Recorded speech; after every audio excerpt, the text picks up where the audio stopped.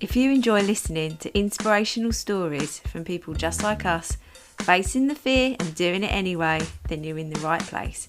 My name is Claire Hill, and this is the No Rest for the Vivid podcast.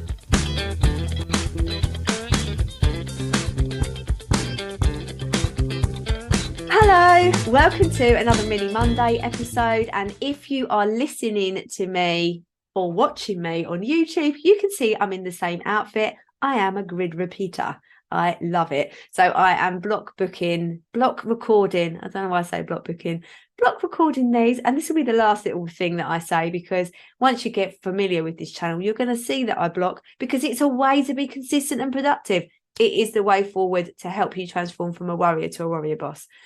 Today, I'm talking to you about the 1% factor, which is one of my most favorite tools in my toolkit to help me be more productive and consistent. And we need to be more productive and consistent, don't we?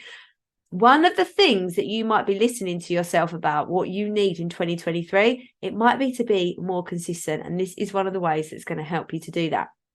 So the 1% factor is developed from a theory about the infinite 1%, which was created by Kara Lowenthal. And I've just put an extra spin and tweaked it a little bit to make it more approachable and applicable to me and my business. So the 1% factor also follows the Newton's theory of motion, that something needs more energy to get it started than when it's in motion. There's me trying to talk physics in the middle of a little mini podcast.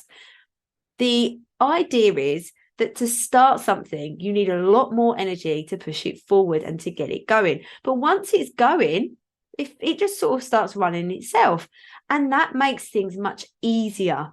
But, you know, we think about the amount of energy it takes us to move from 0% to 10% of a task being completed. Say, for example, and I keep using this example because it is that time of year, think about a tax return. It takes more energy from you to get from 0% to 10% of completing that tax return than it does from probably 10 to 100%, because you need to get going. So the idea of the 1% factor is breaking those big goals down into more manageable chunks, like literally 1%, so that you can just sort of take a little bite. You know, it's that saying about you can't eat an elephant all in one go. You have to take a bite. Just taking those tiny steps towards achieving a goal instead of thinking in the overwhelm of the whole thing. I use it in a lot of my life, like literally everything. For example, recording all of these podcasts one after the other, it was about planning them, sitting down, thinking, looking at my marketing strategy, what do I want to talk about, looking at my messaging pillars, and then, well, that's a lot, actually. That's quite a lot. I did that the other day.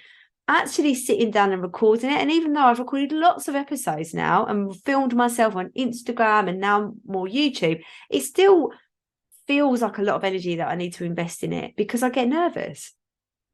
And so sometimes I procrastinate and start, I must look at my emails, and I'm not as disciplined maybe as I should be. 1% factor helps me to be more disciplined. So the 1% factor is basically just getting my microphone out, getting that out in front of me, getting my kit, getting my notes, right? You know, everything set up, and it makes me feel like, I'm already started doing it. I use this a lot with one of the jobs I hate in the house is unloading the dishwasher. It's my job. We're very split down the middle in our house. I hate unloading the dishwasher. I have to be like, right, what's the 1% factor? Open the door, pull the drawer, pick up a plate. That's my 1% factor. It takes, 5 seconds to do that. But once I get started, I can keep going. In my business, doing my content strategy, it's the same thing. Like sitting down and doing my selling plan, that is a very big part of my job and running my business.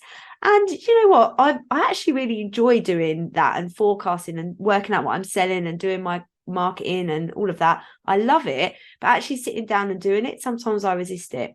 So in those examples, I literally put a timer on for 2 minutes. I get started and then see how I feel at the end. So think about, if there's any task, just start with things that you do want to do. What could 1% of this task be? Could it just be like doing a little mini part of the task, or is it putting a timer on for 2 minutes? When you approach task in that way and just think, right, I just need to do 1%. It's the same as like if you've got a big speaking gig or you've got an interview or something that you feel really nervous about, just do like one step. If you're really nervous about maybe going live on Instagram or showing up on your stories, just literally open your phone, record. Don't think about it too much. It's 1%, and then see how you feel. But as you practice this, it becomes a natural habit and a tool for you to, you know, like sometimes if I'm eating my lunch, I'm like, I could just sit and eat my lunch, you know, sit and watch EastEnders all afternoon. If you're new around here, I love EastEnders. Maybe I just stand up. Maybe that's 1%.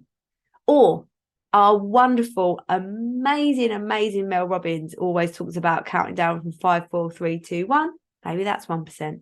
But planning in 1% factors into your day can help you be more productive and consistent. If you liked this episode, please subscribe and share so I can tell as many people as possible how to transform from worriers to warriors. Thank you very much. Have a great day. Thank you so much for listening to the No Rest for the Vivid podcast. Written, produced and hosted by Claire Hill, and music has been composed by my brother Phil Vidler.